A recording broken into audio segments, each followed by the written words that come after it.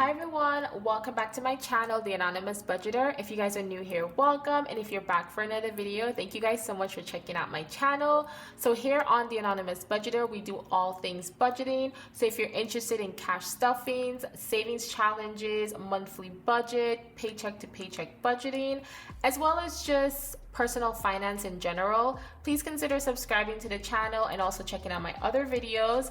I'm just a girl trying to navigate through getting debt free because I have 6 figures of student loans, as well as achieving personal financial independence, all on a single income. So if this is something you're interested in, again, please consider subscribing to the channel and also liking this video. And in this video today, we are going to be doing a paycheck number 2 breakdown for the month of March. So let's get right into it. All right, guys, so in today's video, we are going to be doing a paycheck number 2 breakdown for the month of March. As always, I just want to let you guys know that I don't share my total income on here, and I don't share my ties and my auto savings. So those are just the 3 numbers that I don't typically share on here.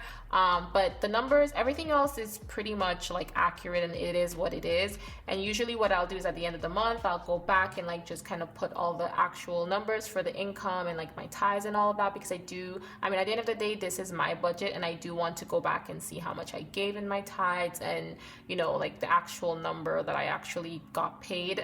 So yeah, but I don't share my income or my ties or my savings portion that's auto save. Maybe I might do the auto savings, but right now the tithing for sure and my income I don't want to share, just because people are kind of weird, and not like you guys obviously, but people maybe that know me in my personal life, and yeah, it's kind of a little bit awkward, so I'm just not sharing that one for now.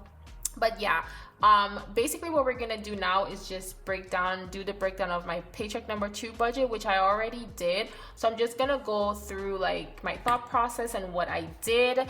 If you guys are watching this video, hopefully you checked out my week number 3 check-in for March, because I did a whole lot of spending, and if you can tell, my little rollover is only $160.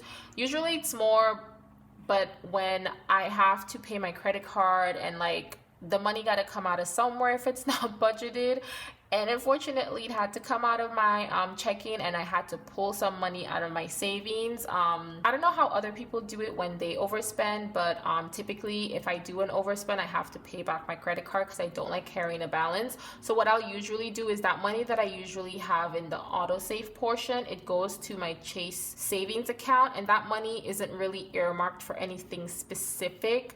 But if I need it for any type of overspending, or if I want to travel, or if I want to do some giving to my church, or if I want to use it to pay a little bit extra into my student loans, that's usually the money that I will use that for, because I do already have an emergency fund. And of course, I have my little sinking funds and my other categories in my envelopes, as well as my Ally Bank that I have earmarked for other stuff. So yeah. But enough of that rambling.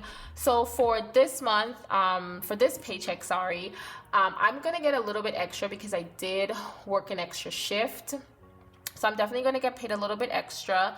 Rent is coming up on the 1st of April. So remember, I already took out my first half of my rent back on my first paycheck. So this one, I'll just most likely keep it in my account and then add the other $950. So when the first comes, I'll just have that money already good to go to be paid off. My Hulu and my HP Inc. comes out the last week of the month, so that's already gonna be in there, accounted for. My savings portion, I always have an amount auto save that goes directly from my check-in into my savings account every time I get paid. It's like a percentage. If you have the Chase app, and I'm sure other banks do that as well, you can just literally set an amount to be auto saved. I was trying to tweak it the other day and change the percentage, increase it, but it doesn't allow me to, and I don't know. I was whatever, we'll just stick with what we have. And so that is that. For my variable expenses, my tithes, I take that out automatically. It's literally 10% of my income. And then my groceries, I for this month, well, this paycheck, it's gonna be 125. I did do some grocery shopping, I believe yesterday, so hopefully the things that I bought will kind of last me until my next paycheck in April, but I doubt that. I don't think that stuff that I buy is gonna last me for 2 weeks. I already know that I have to buy juice because I just drank the remainder of my juice, and yeah, it's mostly like, yeah, little things I have to get, like maybe bread and like milk, and I just bought eggs, so I think I should be fine. And then my gas, I allotted $60. I actually need to go and fill my tank because I literally have nothing in there, but I'm kind of lazy, so I don't know.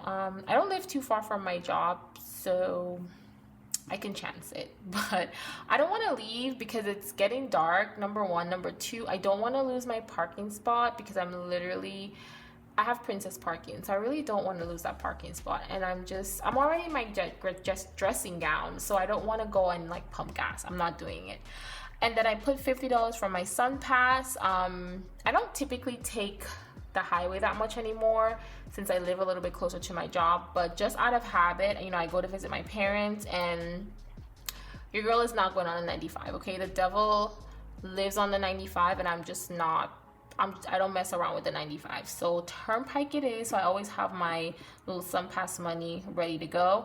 And then miscellaneous, I don't budget for miscellaneous, but it's like I just don't know. Maybe I'm setting myself up. I should probably honestly budget for this, but I don't, and that's probably why I'm always in shambles, overspending. Then for my cash envelopes, my personal gets only $4 because I'm just not putting, like, spending. I spent a lot. If you watched my previous video, which should have been my weekly check-in, you know your girl spent a lot. So personal is only getting $4, and that's only my coffee category, and that's that. My sinking fund, for this second half of the paycheck, I only need $50 to put into that. For annuals, it's $125, and then my month ahead is only a few categories that I need to stuff, so it's $13. My savings challenges though, so I'm literally loading up my savings challenges this month because my hours at my job are getting cut, so I'm definitely not going to be making all of this money no more. So I'm like, you know what, let me focus on stuffing these envelopes, especially the ones that I have the savings challenges for my birthday, for like my birthday, my vacation, and like my 1.2K challenges. I need to have these stuffed by like June, right? So, and then I have a wedding to go to on July 1st, and right after that July 1st wedding, then I'm going on my trip. So I really don't want to be thinking about like saving stuff in June, so I'm literally gonna go hard for my savings challenges, which is why I'm putting a lot of money into my savings challenges for this paycheck, because it's the last paycheck that I'm gonna be getting, like, well, you know, all this money, unless if I pick up extra shifts. And honestly, I'll probably pick up some extra shifts because this week on Wednesday, Thursday I was off, but my mom was here, so I couldn't pick up any extra shifts. So yeah, but next week, baby, I'm on it. And so yeah. And so this is going to be the total for my cash envelope, $1,271.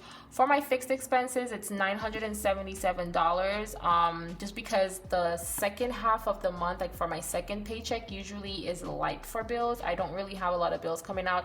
The first part of the month is definitely bills heavy for me. I have rent, I have like all these utilities and like things coming out. And yeah, and then for my expenses, it's just the typical things that I spend. I'm no longer putting my groceries though, or my gas in cash, just because the Aldi's that I go to, they only accept like cash. So I mean they only accept card. So they don't accept cash anymore, unless if you don't want to do self-checkout, and most times like the line is so long, it's so much easier to do self-checkout, so I don't even bother. And yeah, that's about it. The budget summary, I'm not even gonna fuss around with that because I don't have the total for it. I know how much I'm getting paid, but I'm I'm a little bit too lazy to like go back in there and like put the actual number in. So yeah, and like I said, I don't share my income, so didn't even make sense. So yeah, so that's basically it. That's what I do. For my paychecks, I just really keep it simple. I like this little layout for me just because it keeps me, I guess, focused on what I need to do. So I like to break up my paychecks into savings, expenses, and then my cash envelopes. And yeah, that's pretty much what's worked for me.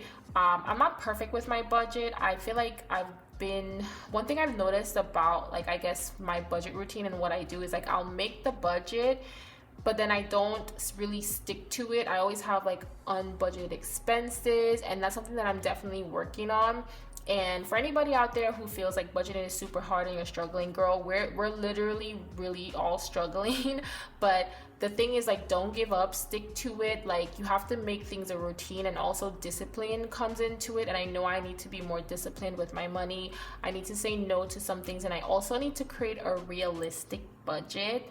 For example, I've been noticing the pattern that I always DoorDash, and DoorDashing for me is not me like spend DoorDashing from home. It's usually when I'm at work, because I'll like treat my my coworkers, which I don't have a problem doing that, but I think I just need to be realistic and like be like, BFFR girl, put it in the budget, so at least I'll know like realistically, like I'm spending X amount this month to like treat them and like, and things like that for work. So yeah, so you guys hang in there.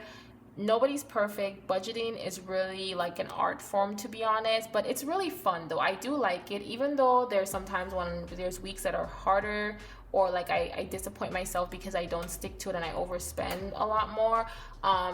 It's okay. I'm gonna make that money back, because money's endless. Money is a tool to help you, to help others, to help yourself, to better the world. And it's it's a lifelong thing. I feel like for me, this is gonna be like a lifelong lesson with budgeting. I don't think there'll ever be a time where I could just not do this and just have money and not check my budget or check how much I make, how much is going out. This is literally a lifelong thing. So yeah, I don't know why I just rambled on like that, but hopefully this encourages someone. And if you guys have any questions, feel free to comment down below. So let me know, what is your budget routine? What is some things in your budget? Like for me, I'm not skimping out on my savings, honey. I'm not doing it. It's my little cash envelopes and my savings.